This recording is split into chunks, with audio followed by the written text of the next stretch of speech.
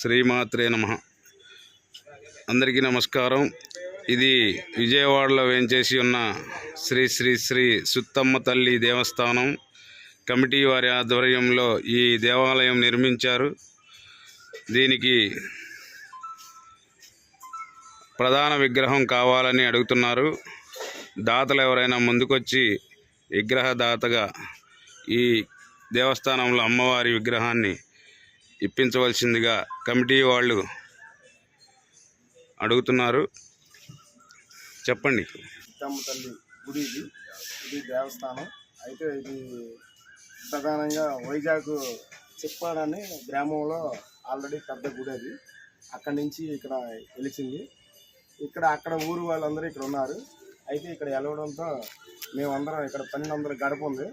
1200 గడపలో కూడా మేమందరం కలిసికట్టుగా గుడి నిర్మాణం చేద్దామని మేమందరం ముందుకొచ్చి మేము ఇక్కడ స్థానికులు అందరం కలిసి తలా ₹1 ఎవరు కలిగింది వాళ్ళు అంతా వేసుకొని ఇంతవరకు నిర్మాణం చేయగలిగాం.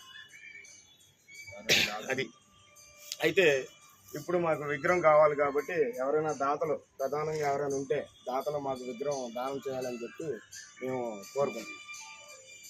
కమిటీ వాళ్ళు ఎంతమంది ఉన్నారు? మేము కమిటీలో ఆల్రెడీ 12 మంది ఉన్నాం. ఆ 12 మంది కూడా మాకు దేవస్థానం మొత్తం మీరే కట్టారా? మేమే కట్టాం. దేవస్థానం కూడా ఈ 12 మంది మేము పనులు చేసుకుంటూ ఈ పని నిర్మాణం చేసాం. మీరు చెప్పండి. అందరికీ నమస్కారం. నా పేరు సరగడ నాగిరెడ్డి అండి. ఇక్కడ స్వయంగా అమ్మవారు చెట్టు రూపంలో దర్శనం ఇవ్వడం జరిగింది.